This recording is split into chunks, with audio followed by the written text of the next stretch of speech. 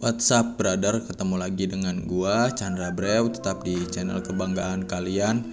Kali ini saya mau menceritakan alur cerita film Afterlife, menceritakan seseorang lelaki bernama Elliot yang sedang mengambil foto seorang mayat.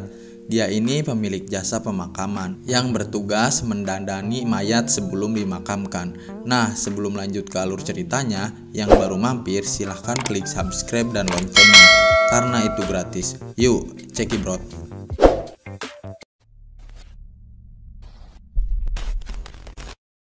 Scene diawali dengan adegan pengencerotan. Namun di sini terlihat ceweknya seperti tidak menikmati adegan tersebut. Entah barangnya kurang gede atau sudah terlalu 4 jari. Sudahlah. Cewek ini bernama Anna. Dia adalah seorang guru dan cowok ini bernama Paul. Dia ini seorang pengacara. Paul yang kepikiran dengan sikap Anna tadi kemudian bertanya kepada Anna. Tapi Anna nggak ngaku kalau sebenarnya dia mengidap sebuah penyakit. Entah penyakit apa ya. Kemudian pas di sekolah, Anna melihat seorang anak yang bernama Jack yang sedang dibully oleh anak lainnya. Anna pun melerainya. Jack ini adalah seorang anak pendiam yang tidak terlalu banyak bicara. Pas pulang sekolah, Anna mengalami peristiwa di mana lampu sekolah yang ada di belakangnya itu tiba-tiba mati semua. Dan kemudian muncul Jack. Sepertinya Anna ini mengalami halusinasi. Ini hanya pendapat saya yang disebabkan penyakit diderita itu. Kemudian Anna pergi menghadiri acara duka guru pianonya yang sudah meninggal. Dan di sini Anna sekilas melihat mulut mayat ini terbuka. Tapi itu kemungkinan juga halusinasi Anna saja. Malamnya Paul berencana untuk melamar Anna di sebuah restoran. Tapi karena Anna ini sudah banyak pikiran ya, dan Paul juga salah merangkai kata, justru membuat Anna berpikir kalau sebenarnya Paul ini mau memutuskannya. Anna pun marah-marah dan kemudian pergi meninggalkan tempat tersebut dengan mobil. Namun di tengah perjalanan, Anna yang sibuk dengan HP-nya akhirnya mengalami kecelakaan. Kemudian Anna sudah ada di sebuah ruangan jenazah bareng Elliot tadi yang sekarang sudah bersiap-siap untuk membongkar bajunya Anna. Tapi pas Elliot mau menggunting baju dalam Anna, tiba-tiba mata Anna terbuka. Tapi dia tidak bisa bergerak maupun merasakan tubuhnya. Anna pun bertanya, apa yang sudah terjadi kepadaku dan ini di mana? Elliot mengatakan bahwa Anna sudah mati. Anna tentunya tak percaya dan Elliot menunjukkan surat keterangan dokter yang menyatakan bahwa dia sudah mati karena kecelakaan. Dan kemudian Elliot menyuntik Anna dengan suatu cairan yang katanya berfungsi untuk melemaskan otot yang sudah mati. Dan Anna pun kembali tidak bergerak. Paul yang belum tahu tentang kecelakaan Anna barusan berusaha mencari Anna untuk meminta maaf kepada Anna. Dan dia baru tahu berita tersebut ketika dia diberitahu ibu Anna. Paul pun terlihat shock mendengar berita tersebut dan dia langsung menuju tempat Elliot untuk melihat tubuh Anna. Namun sesampainya di sana, Elliot melarang Paul untuk melihat mayat Anna dengan alasan dia bukanlah anggota keluarga Anna. Anna yang terbangun kemudian langsung menuju ke telepon. Namun telepon tersebut tidak berfungsi. Dan Anna yang mendengar suara Paul di luar kemudian berusaha berteriak. Namun Paul tidak bisa mendengarnya. Lalu kemudian dia pergi. Elliot pun masuk lagi ke ruangan Anna. Di sana Anna memelas, bertanya kenapa dia melakukan ini semua kepada Anna. Dan Elliot mengatakan kembali bahwa Anna sudah mati. Tapi bagaimana mungkin orang mati masih bisa bergerak atau berbicara? Elliot berkata bahwa Anna bisa melakukan itu semua bukan karena Anna masih hidup, melainkan Elliot ini memiliki kemampuan untuk berbicara kepada orang mati yang jiwanya masih belum pergi ke dunia selanjutnya. Jadi Elliot ini mengaku kalau dia ini kayak Iron Man setelah makan odadingnya Mang Oleh. Yang mana tugas Elliot ini adalah untuk membantu arwah tersebut untuk bisa menerima keadaan bahwa dirinya saat ini sudah mati.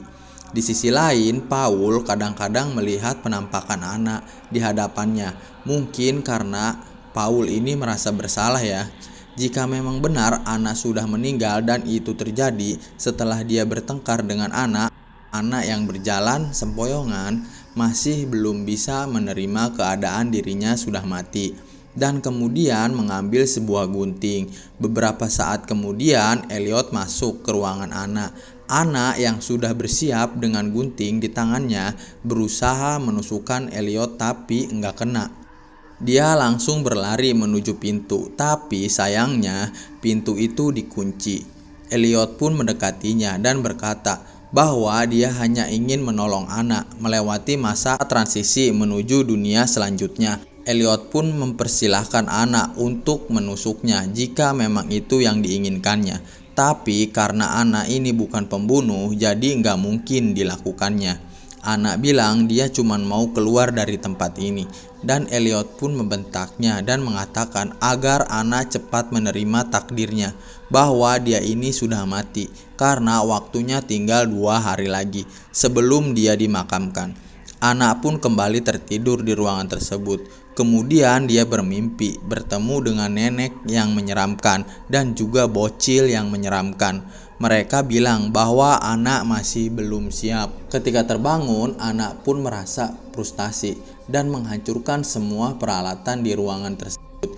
Keesokan harinya, Jack datang ke tempat Elliot yang mengira bahwa hari ini adalah hari pemakaman Anna, tapi ternyata bukan. Dan di sini Jack yang melihat Elliot yang sedang menata sebuah acara pemakaman kemudian agak tertarik dengan hal tersebut. Elliot kembali ke dalam ruangan Anna dan membawa sebuah baju yang nantinya akan dipakai Anna di acara pemakamannya. Dan ketika Elliot keluar, ternyata Anna tadi mengambil kunci milik Elliot. Anna pun langsung mencoba kunci tersebut, tapi karena jumlahnya terlalu banyak, Anna pun jadi gugup sampai mematahkan salah satu kuncinya. Elliot yang kebetulan bensinnya habis kemudian mampir untuk mengisi bensin dan ketika ia merogok saku, di sini dia sadar bahwa kuncinya hilang. Elliot pun segera kembali ke rumah. Anna yang sekarang sudah berhasil membuka pintu akhirnya kembali masuk karena di depan sudah ada Elliot yang pulang. Anna yang tidak bisa menemukan jalan keluar kemudian menuju ke atas untuk mencoba menelepon Paul, tapi Paul tidak bisa mendengar jelas suara Anna. Mengira itu telepon iseng dan dia pun menutup teleponnya. Elliot pun menemukan Anna dan di sini dia berpikir hanya Elliot saja yang bisa mendengar suara orang mati. Dia pun menunjukkan tampilannya di sebuah cermin. Di sini terlihat bahwa Anna memiliki bentuk yang sudah mirip seperti mayat. Dari sini pun Anna menyadari kalau dia memang benar sudah mati. Atau setidaknya Elliot ingin Anna berpikiran seperti itu. Karena di sini ternyata hembusan napas Anna menimbulkan embun di cermin tersebut. Yang artinya Anna ini sebenarnya masih hidup. Dan Elliot ini bukanlah seorang memiliki mata batin, melainkan seorang psikopat memanipulasi pikiran orang lain agar dia percaya bahwa dirinya sudah mati. Elliot pun langsung menghapusnya sehingga Anna tidak sadar akan hal itu. Tapi di luar ternyata ada Jack yang tidak sengaja melihat Anna yang sedang berdiri di dekat jendela. Dan di sini Anna yang sudah percaya bahwa dirinya sudah mati akhirnya pasrah menerima takdir tersebut. Dia juga sudah tidak perlu memakai baju, karena ngapain mayat pakai baju. Elliot pun dengan leluasa bisa menyuntikkan cairan injeksinya, karena Anna ini sekarang sudah jadi penurut. Keesokan harinya, Jack yang bertemu Paul di sekolah memberitahukan dia kemarin malam melihat sosok Anna yang tengah berdiri di tempat Elliot. Jack pun meminta Paul untuk mengeceknya, tapi Paul yang sudah berpikiran justru marah lalu menampar Jack. Jack lalu pergi ke tempat Elliot yang sedang menata acara pemakaman lagi. Di sini Elliot melihat Jack yang seperti memiliki rasa empati kepada orang mati. Kemudian Elliot mulai mempengaruhi otak Jack. Paul yang kini mulai lagi Memikirkan kata-kata Jack tadi, dia pun pergi ke tempat Elliot untuk mencari tahu kebenaran dari ucapan Jack. Dan Paul yang dilarang oleh Elliot pun tetap menerobos masuk hingga sampai di depan pintu, di mana Anna berada. Paul menggedor-gedor pintunya, namun di sini Anna justru diam gak bersuara. Karena dia berpikiran, percuma saya sudah modar kan. Jadi Paul juga nggak mungkin bisa melihatnya. Paul tidak menyerah, dia meminta tolong temannya yang seorang polisi untuk memeriksa tempat tersebut. Tapi kan nggak mungkin seorang polisi menggeledah suatu tempat tanpa tuduhan atau bukti apapun. Paul berpikiran bahwa mungkin saja anak yang sekarang masih hidup diberikan obat atau sejenisnya yang mengakibatkan dia seperti orang mati. Tapi emang seperti itu faktanya.